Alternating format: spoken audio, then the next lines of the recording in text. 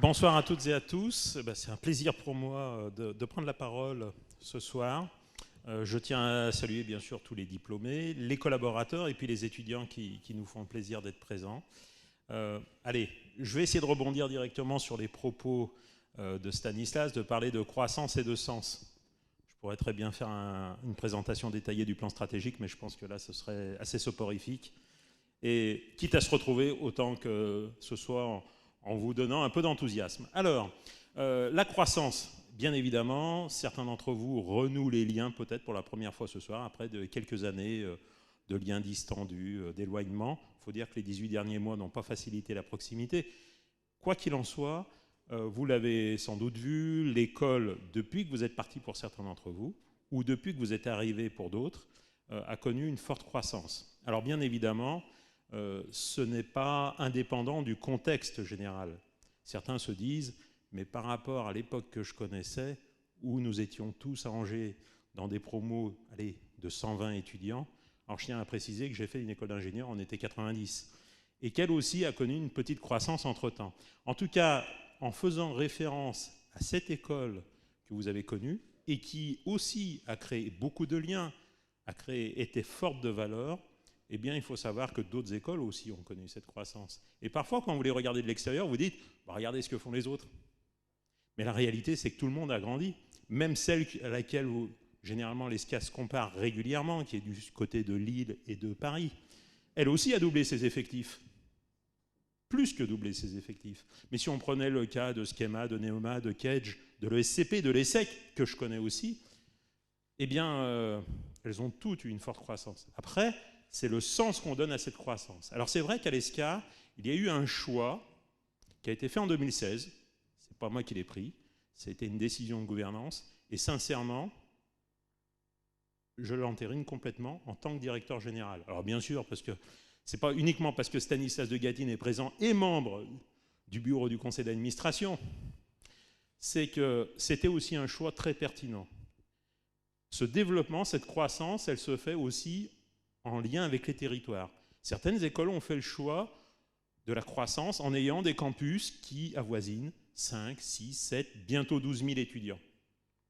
À l'ESCA, l'idée, c'est d'avoir plutôt des campus de taille intermédiaire. Alors certes, par rapport à l'époque que vous avez connue pour certains d'entre vous, même ce campus de taille intermédiaire est peut-être un peu grand.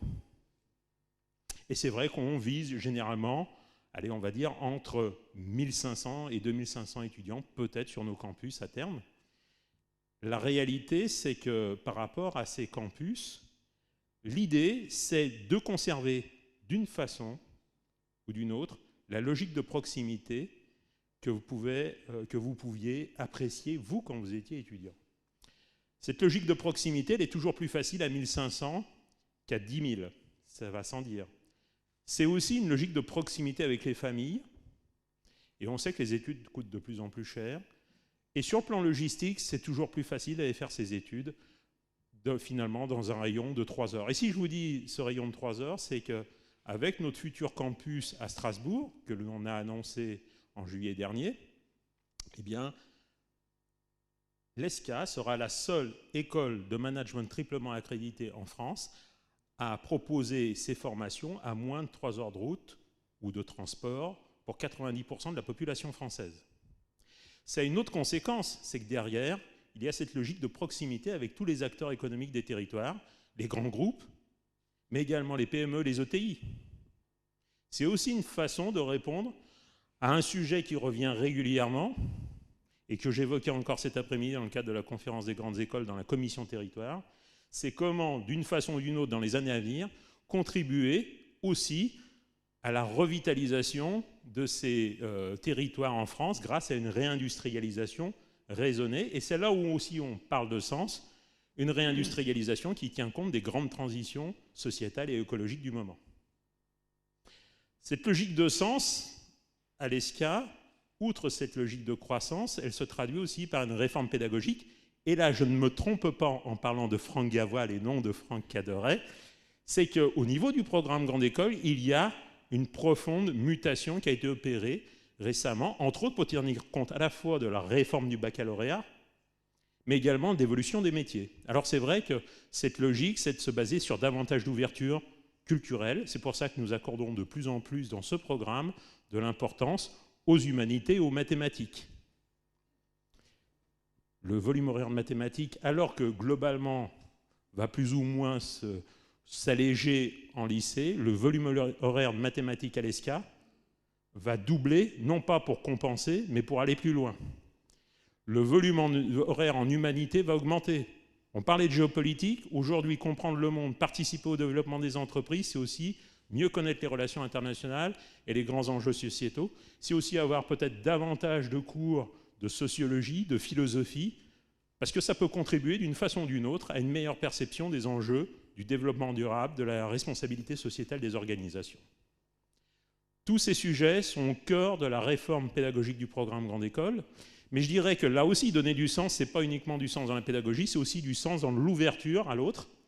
Et peut-être que vous l'avez entendu, mais l'année dernière, et ça je pense que, comme l'a souligné Stanislas de Gatine, non seulement nous sommes une association loi 1901 sans but lucratif, mais surtout nous sommes labellisés ESPIG, établissement d'enseignement supérieur privé d'intérêt général. Et avec cette gouvernance, et l'ESCA était la première à le faire, il a été décidé d'avoir une modulation des frais de scolarité en fonction des revenus des familles. Derrière, ça n'a pas loupé, puisque 3 autres écoles au moins du top 10 nous ont suivis, et pas des moindres, TBS, Audencia, une école que je connais un peu, et puis le SCP Europe.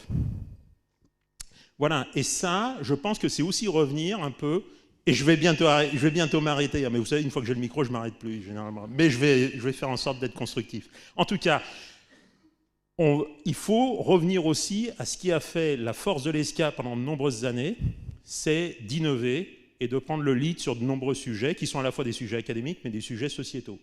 Et pour ça, c'est à la fois de se reposer sur la dynamique, la force à la fois de nos étudiants, de nos diplômés, de nos collaborateurs, et puis aussi, dans certains cas, faire venir de nouvelles compétences. Et c'est pour ça qu'il y a de ça quelques mois, nous a rejoint la directrice du Career Center d'HEC, qui est à l'origine de l'initiative qui a été prise cette semaine, le Splash Project, qui était d'impliquer dans la semaine d'intégration des étudiants de première année. Alors certes, il y a des projets festifs, mais il y avait aussi quelque chose de très important, c'est que les étudiants de première année des campus d'Aix, Bordeaux, Lyon, Paris et Angers travaillaient tous aux côtés des instituts médico-éducatifs pour construire des parcours d'éveil, des parcours sportifs pour ces enfants ou ces adultes souffrant de handicap. Voilà, c'est ça aussi donner du sens, en faisant venir aussi des compétences externes. Et dernière nouvelle, pour vous parler de ces compétences que nous attirons et qui prouvent bien que lorsqu'une école a un projet stratégique ambitieux mais pertinent, eh bien, nous pouvons faire venir des personnes de qualité. Et dans moins de 2 semaines, nous rejoindra la direction du corps professoral et de la recherche une personne qui connaît très bien la CCIP et les locaux dans lesquels nous sommes actuellement, puisque c'est la doyenne sortante de SCP Europe. Voilà. Donc tout ça pour dire que nous faisons venir des compétences. Tous ensemble, nous devons travailler ensemble, tous travailler, et surtout, je le sais, que cet événement, c'est un moment dans l'année, mais que nous aussi, à notre niveau, nous avons un gros travail à faire vis-à-vis de vous, vis-à-vis des diplômés, vis-à-vis des parents, pour faire comprendre notre projet, parce que les 18 mois qui se sont écoulés n'ont pas toujours été très simples pour communiquer. Et c'est ensemble que nous relèverons les grands défis du futur. Merci à toutes et à tous, et bonne soirée, et félicitations aux nominés.